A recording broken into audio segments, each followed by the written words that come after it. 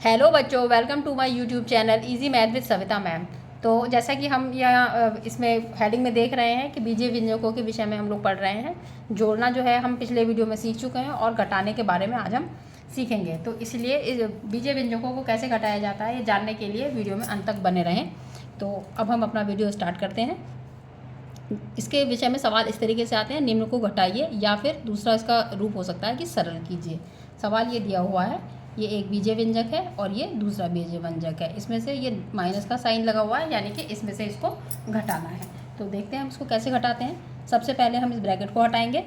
तो हम इसको पहली वाली संख्या को, ये संख्या ही एक पूरी एक संख्या है ये, यानी कि एक बीजीय व्यंजक है ये, इसको हम लिख लेते हैं। तो 2xy minus 2y² plus 3x² plus 5y²। ये पहला बीजीय व्यंजक हमने ऐसे का ऐसे ही उतार दिया और ब्रैकेट को हटा दिया। अब हम दूसरा बीजीय व्यंजक जब उतारेंगे तो इसमें जो थोड़ा सा चेंज करना होता है वो कैसे करते हैं उसको ध्यान रखेंगे। ये माइनस साइन है और ये ब्रैकेट है, तो इस माइनस साइन का ब्रैकेट के अंदर के साइन से मल्टीप्लाई होती है और इस वजह से साइन बदल जाते हैं। तो जैसे इसके आगे अगर हम देखें तो यहाँ पे लगा हुआ है प्लस साइन। ये पीछे के हम इंटीजर वाले चैप्टर में पढ़ चुके हैं। तो ये माइनस और प्लस का साइन होगा, तो यहाँ पे आएगा माइनस XY। ठीक है, फिर ये इसका इससे गुणा होगी तो माइनस और प्लस हमने बताया है कि जब गुणा होती है अलग अलग चिन्हों की तो माइनस आता है। तो इसमें भी यहाँ पे माइनस 3XY। फिर ये माइनस है और ये माइनस है, तो माइनस माइनस क्या हो जाता है बच्चों, प्लस। तो माइनस माइनस प्लस, तो प्लस y²। अब ये सवाल हमारा बहुत आसान हो चुका है, अब हम इसको बहुत आसानी से हल कर लेंगे। अब हम सबसे पहले देखेंगे कि एक जैसे कौन है उनको हम पास में रखेंगे। ठीक है, तो जैसे ये है 2xy, तो 2xy। अब हम देखेंगे दूसरा xy कहाँ है, तो देखिएगा एक xy ये है, तो यहाँ पे लिखेंगे माइनस XY, और एक xy ये है तो माइनस 3xy। फिर ये है दूसरी टर्म है आपकी माइनस 2y², तो इसको माइनस 2y² लिखा। अब हम देखते हैं और कहाँ है, तो एक ये है तो प्लस 5y², इसको लिख दिया। फिर एक ये है तो प्लस y²। अब कौन बचा, आपका x² की टर्म्स बची, तो प्लस 3x², और इसमें एक ये है और उसके अलावा अब x² की कोई टर्म नहीं है।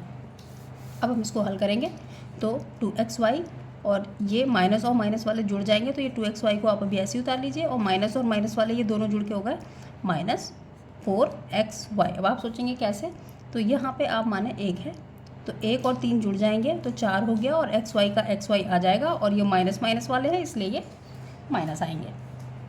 फिर इसी तरीके से देखते हैं बच्चों ये y, अच्छा यहाँ पे ये y² था तो ये 2y², फिर ये हुआ आपका प्लस 5y², और ये भी y² था बच्चों, यहाँ पे मैंने लिखना रह गया ये y²। ठीक है, तो ये हुआ आपका माइनस 2y², फिर ये और ये दोनों जुड़ जाएंगे 5, और यहाँ पे भी एक है तो 5 और 1 6 प्लस 6y²। ठीक है, फिर अब y² की टर्म्स भी ख़त्म हो गई आपकी, अब केवल ये x² बचा प्लस 3x², ऐसे ही उतार देंगे।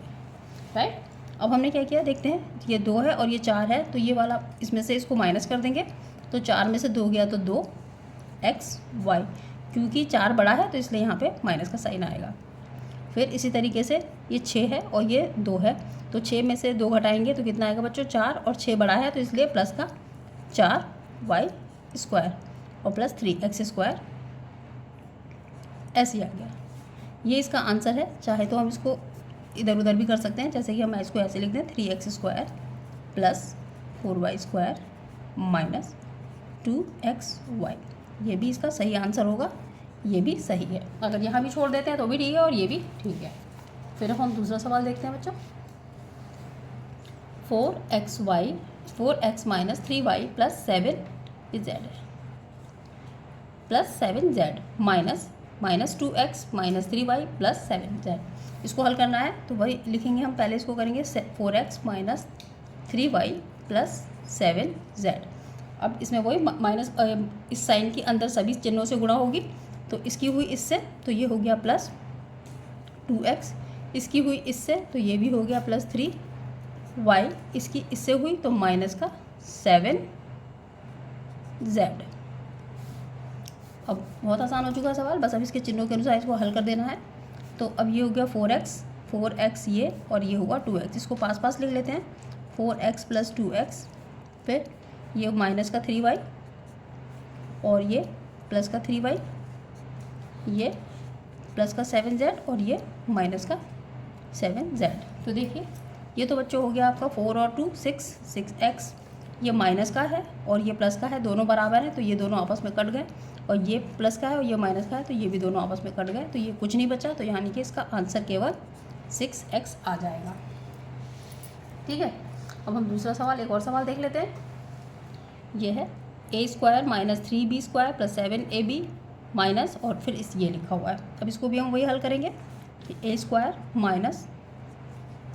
3b² + 7ab, अब ये माइनस की माइनस से गुणा हुई, प्लस a² माइनस की माइनस से प्लस 3b² माइनस की प्लस से minus 7ab।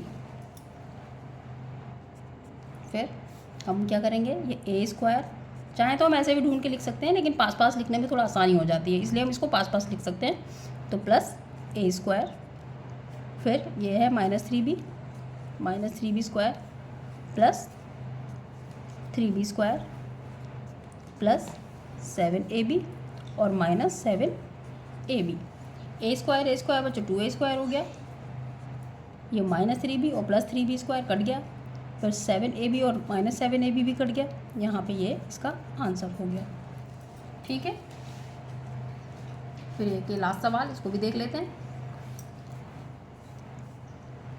6xy + 5y² - 8z, फिर इसमें मल्टीप्लाई, ये यहाँ पे प्लस है तो ये हुआ -2x, फिर ये -yx, ये +2y,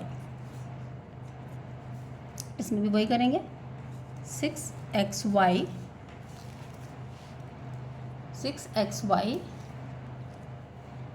माइनस ये xy ही है तो इसको चाहे yx लिख लीजिए, xy लिख लीजिए, कोई दिक्कत नहीं है, प्लस 5y², फिर और y² है नहीं, फिर हम क्या करेंगे, -8z और -2x और +2y।